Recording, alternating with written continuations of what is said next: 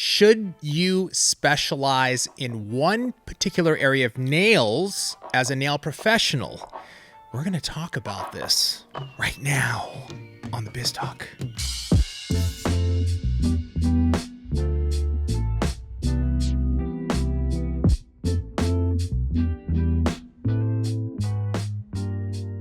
Tracey, I have this I've been doing this pointing thing lately.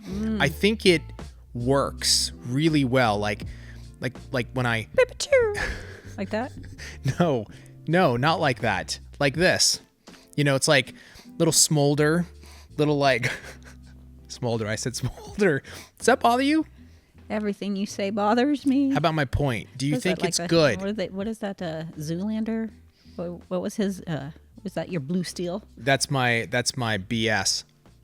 Yeah, Get it? That's fitting. Get it? Yes. Get it? Yes. Okay, we're going to move on because I don't want to upset the vibe here, me bringing the coolness vibe. Your breathing simply ruins the vibe. I sent Tracey this video real quick on it was on TikTok, and it was it was Kate and it was from an old reality show with Kate and something in 8. Yeah, Kate and Kate 8. plus 8 or something. Yeah, with her husband. Yeah. And the guy was breathing, and she just looks at him and she's like, "You're breathing. Stop. Can you just stop?" Just stop. Oh my God. It's funny. It reminded me of that because his breathing literally. Anyway, let's continue on to the topic at hand today. We're going to talk about... I forgot what it was. Specializing. Okay. This is a great question. And something that I would think about actually, as a beginner, I would want to know, should I just focus on acrylic, specialize in acrylic? This is just an example, but should I be that tech where people say, hey, go to Habib, because he only does acrylic. He only focuses on acrylic. It's like a specialty, those mechanics that only work on Porsche or Mercedes. And so you're thinking, let me go to them because that is their specialty. So I'm going to get the best acrylic service. Is that a good strategy for nails, Trace? Yes and no. Oh my God. I like I'm really wondering, how in the hell are you going to answer this? This is a real, I don't know where you're going to go with this, but please continue. Because I think it's really important, especially when you're first starting out, that you learn everything, but take it one step at a time. You know what I mean? You don't want to just, I'm going to learn acrylic gel and slick pour and all of this today. I kind of focused on acrylic at first and then branched out because I wanted to be able to I wanted to do anybody's nails that walked in. Okay, so I'm not talking about strategically and education wise how you're learning. That totally makes sense. Yeah.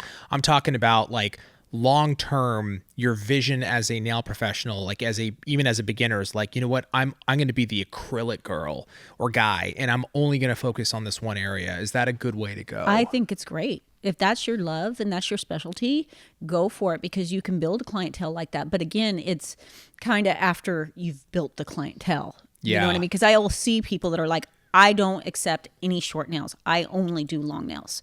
And that's great if they have a full clientele in that, but you don't want to shut the money off. Oh, I see what you're saying. Yes, so it's a yes and no to me. Okay. Now I get it. This is rare that I don't understand something and then Tracey has to explain it to me. He doesn't understand anything I say. It's kind of true, actually. I'm always wanting more detail, or please explain. Can you?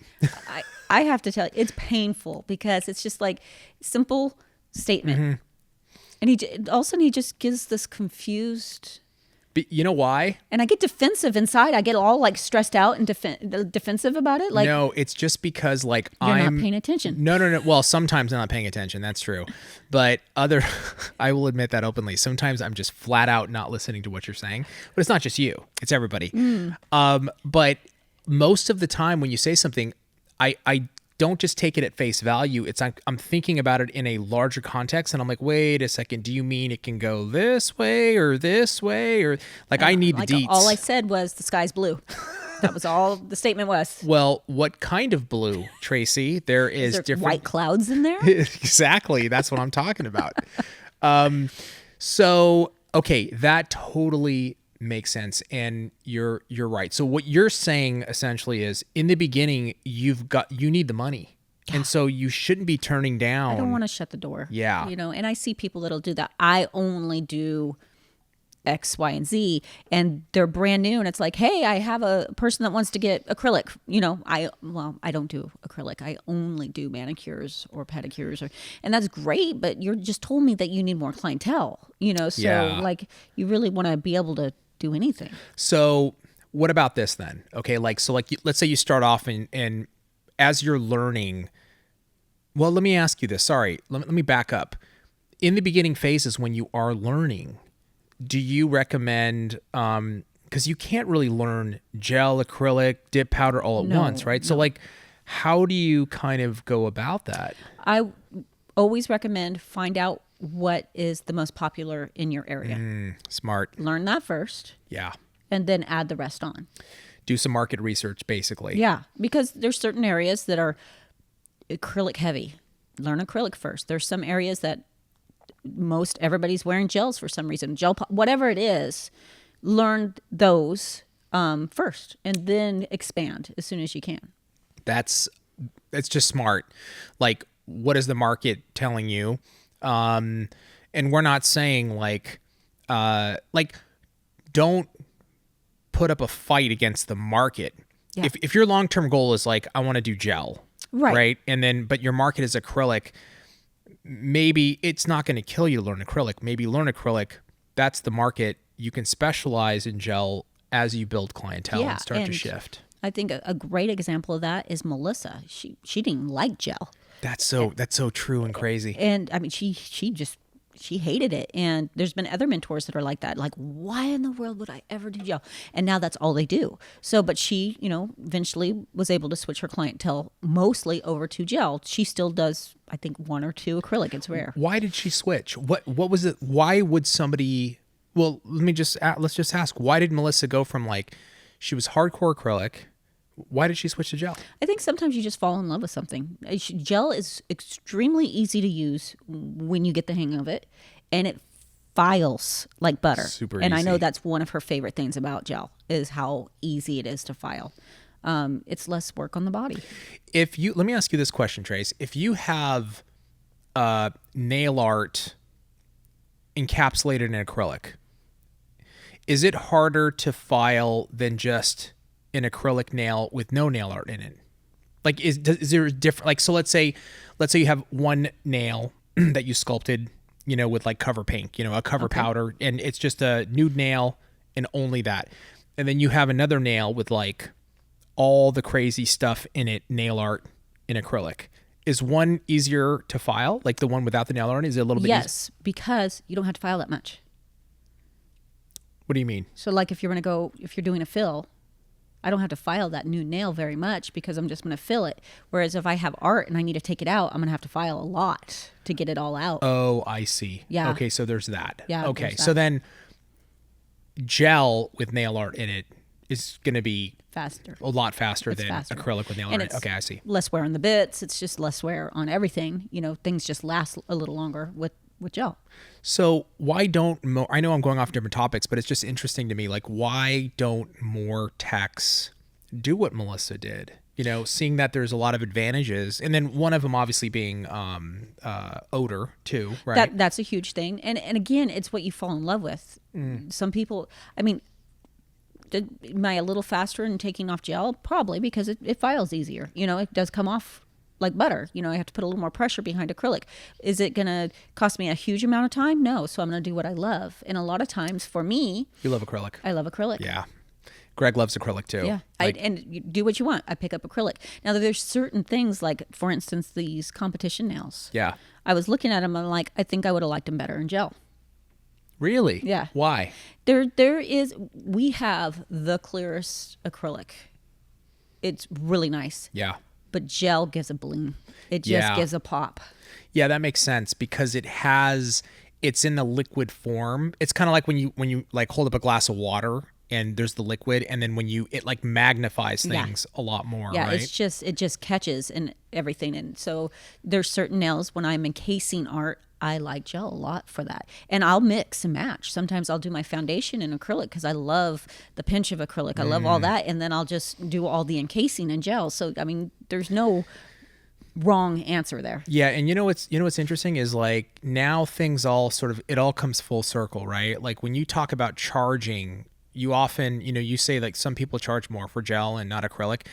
This is where the advantage comes in of like you charge the same, you give your clients what they need, and then on top of that, you use what you think will be ideal. So if it's a combo, it doesn't matter. It does not matter. Let me lay that acrylic down. Let me throw some gel on top because for the art, I think it's going to be better. And the client doesn't know any difference. They don't know any They're different. paying the same. Nor do they care. They trust you. They're like, oh, yeah, whatever you say, that makes sense. Or what, So I've never charged more for gel than I have for acrylic. Yeah, it's a really, really smart strategy. So do you know, Melissa being one, so she is really like 99% gel. Yep. That's kind of her specialty. And it also plays in favor because she is in a hair salon now. Right. So that helps a lot. Of course.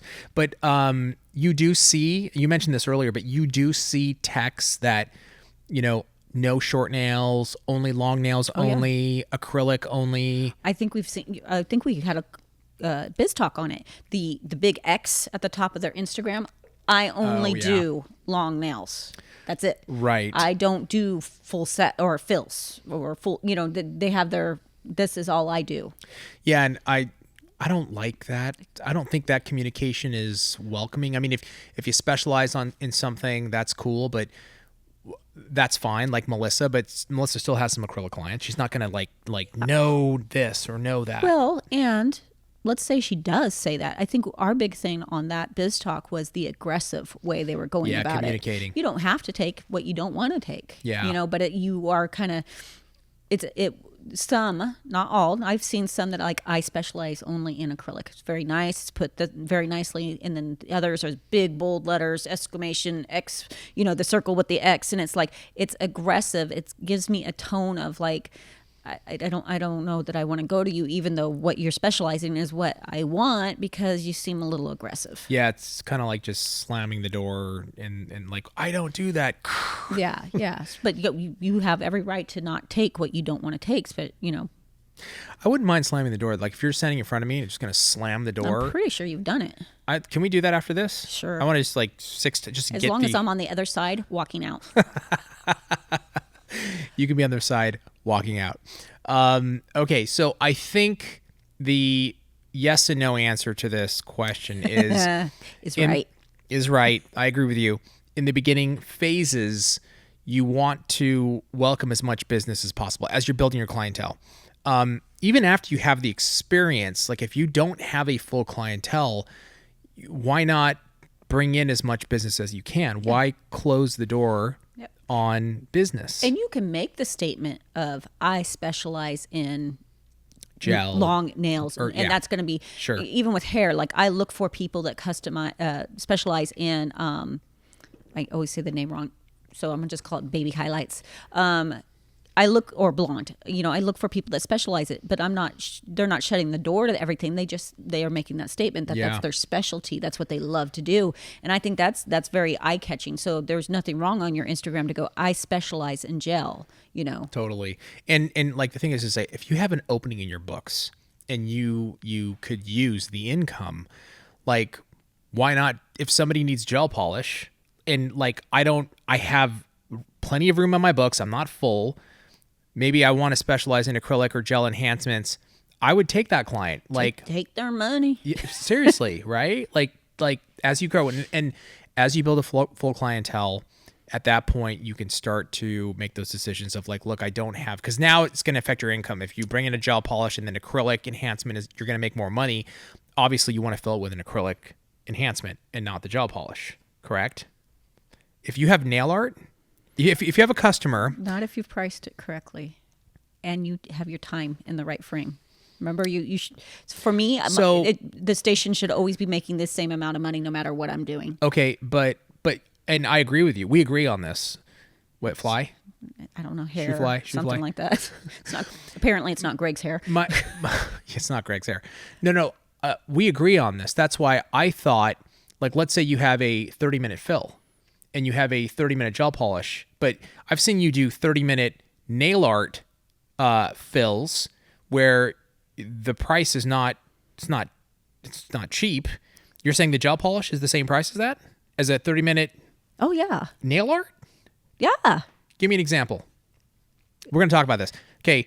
Because my fills start out at 60. Okay. My gel polish also starts out at 60. Okay, but if you're adding nail art on that fill, you're charging for that nail art. If you just have one color. Yeah, but a lot of times when people are doing gel polish, they also add glitter and embellishments too. So I get my nail art in that way too. Ooh, Really? we're disagreeing. Well, no. I think we're agreeing. I think it's just my misunderstand. Well, no. I'm thinking like if somebody comes in and gets a one color gel polish service, that's in my head. I wasn't even thinking nail art on gel polish. I was not thinking nail art. So Yeah. I'm thinking But just someone could come in and only get a basic nude fill too, and it's well, gonna be well, yes, but if you have okay, here we go. No. Now I've got it. going down the rabbit hole. No. If you are a tech that does acrylic enhancements, Yes. and the majority of them are, so I didn't ask the question correctly. If the majority of them are acrylic and they always get nail art, let's say. Oh, okay. And then somebody just wants a basic gel polish one color service.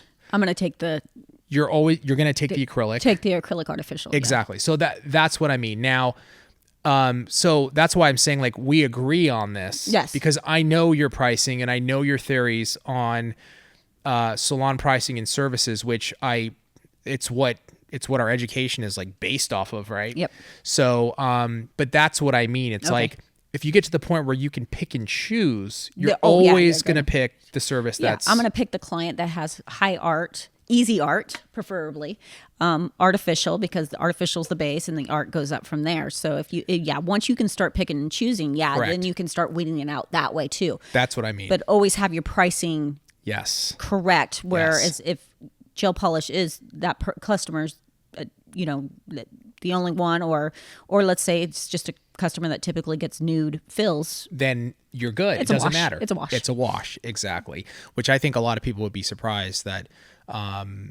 like that could, a gel polish service with nail art could add up. But the thing is that the way that you price your nail art, it doesn't matter where it goes. It's nail art. It's nail art. And it's priced. It's the same price same no matter way. whatever the base is. Exactly. We forgot what the disagreed to subject agree. was. I know. I don't even know anymore. Let us know in the comments. Let us know if you remember what we're talking about. Anything that you remember from this conversation or what the topic is exactly. Let us know in the comments below your thoughts. We want to know. We want to understand. Thank you very much, Tracey. Thank you. Thank you guys for joining us, and we'll see you next time on the Biz Talk.